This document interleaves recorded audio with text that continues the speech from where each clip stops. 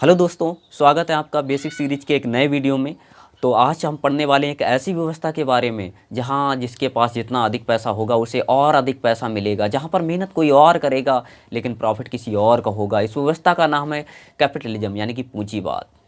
पूंजीवाद के जो फादर हैं, फादर ऑफ कैपिटलिज्म, जिनका नाम है आदम स्मिथ। कैपिटलिज्म के जो पिता हैं यानी कि फादर हैं, जिनका नाम है आदम स्मिथ। इन्होंने एक पुस्तक लिखी 1776 ईस्वी में, जिस पुस्तक का नाम था द वेल्थ ऑफ नेशन।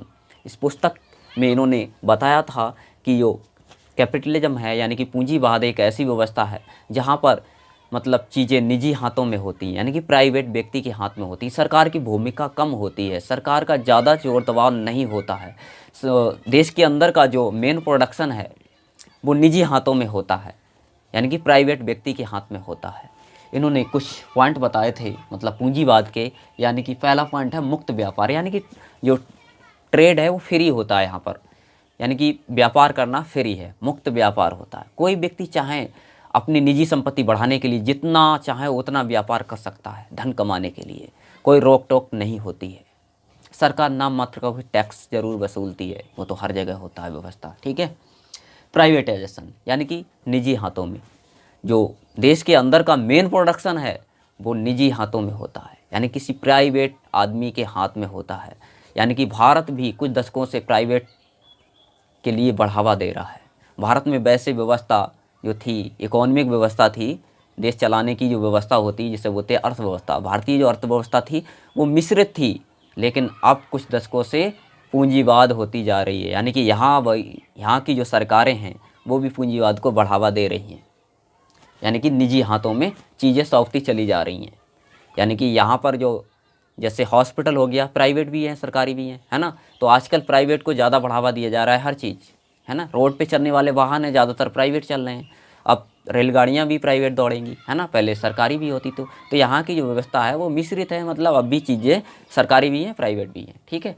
तो पूंजीवाद में पूरी तरह से ज़्यादा चीज़ें कैसी होती हैं, प्राइवेट होती हैं, यानी कि निजी हाथों में होती हैं। जितनी भी कंपनियाँ होंगी वो प्राइवेट होंगी, है ना। प्राइवेट आदमी निजी लाभ के लिए कार्य करता है, वो जितना जिस यानी कि पूंजीपति को ज़्यादा लाभ होता है, जो अमीर होता है वो और अमीर होता जाता है ना। कंपनी कोई अमीर व्यक्ति ही खोलेगा, जिसके पास ज़्यादा पैसा है वो ज़्यादा पैसा कमा सकता है, क्योंकि उन्हें ज़्यादा मौका मिलता है। गरीब आदमी गरीब ही रह जाता है, क्योंकि अगर कोई पूंजीपति अभी कंपनी के लिए किसी मजदूर को रखता है, मान लीजिए एक मजदूर ने एक महीने में 1 लाख रुपए की इनकम कराई, मतलब प्रॉफिट दिलाया, और मजदूर को कितना मिलेगा महीने में, सैलरी मिलेगी 10-15 या 20 हज़ार मान लेते हैं, तो 80 हज़ार रुपये किसके पास जाएगा, कंपनी के मालिक के पास, और मजदूर को कितना मिला, 20 हज़ार रुपये मात्र। तो यानी कि काम किसने ज़्यादा किया था, मजदूर ने। प्रॉफिट किससे ज़्यादा हुआ था, जिसके पास पहले से पैसा ज़्यादा था, यानी कि पूंजीपत को। तो इस व्यवस्था में लाभ उसे ज़्यादा होता है जो पहले से ही अमीर है, गरीब गरीब ही रह जाता है, ठीक है। कंपटीशन होता है यहाँ पर। अगर दो कंपनियाँ सेम प्रोडक्ट बनाती हैं, मान लीजिए कलम बनाती हैं, ठीक है, तो मतलब दोनों कंपनियों में ये कंपटीशन रहता है हमेशा से कि कौन बेहतर क्वालिटी का कलम बना सकता है। यानी कि जो ज़्यादा बेहतर बनाएगा उसकी सेलिंग ज़्यादा होगी, उसे ज़्यादा प्रॉफिट होगा, है ना। तो चीज़ें बेहतर तो होती हैं, ये पूंजीवाद व्यवस्था है, इसमें चीज़ें बेहतर जल्दी होती हैं। और लोगों को पूंजीवाद के लिए बढ़ावा इसलिए ज़्यादा दिया जाता है क्योंकि अमेरिका और ब्रिटेन है जो यहाँ की जो अर्थव्यवस्था है वो पूंजीवाद है। तो इस लोगों को लगता है कि पूंजीवाद के द्वारा इकोनॉमिक हालत को सुधारा जा सकता है, डेवलपमेंट को किया जा सकता है, मतलब स्थिति सुधर जाएगी। लेकिन जो गरीब है वो गरीब ही रह जाता है, ये भी है इसका फैक्ट, है ना। दूसरा, मनी बिगेस्ट मनी, यानी कि इसमें धन का बहुत बड़ा रोल होता है। जिसके पास जितना अधिक पैसा होगा वो उतना ही तो अधिक कमा सकता है। और सरकार की भूमिका कम होती है, यानी कि सरकार इन पर रोक टोक नहीं लगाती है।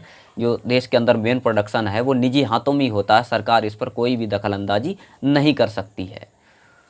लाभ पूंजीपति को अधिक होता है। क्यों होता है, क्योंकि जो मजदूर होगा उसे तो सिर्फ मजदूरी के हिसाब से ही कुछ पैसे दिए जाते हैं डेली बेसिस पर, या फिर मान लीजिए सैलरी दी जाती है। अगर एक मजदूर 1 लाख रुपए की इनकम या प्रॉफिट दिलाता है किसी कंपनी को और उसे मात्र मिलता 15 या 20 हज़ार की सैलरी, तो इसका मतलब वो बचे हुए 80 हज़ार रुपये किसके पास जाते हैं, पूंजीपति के पास।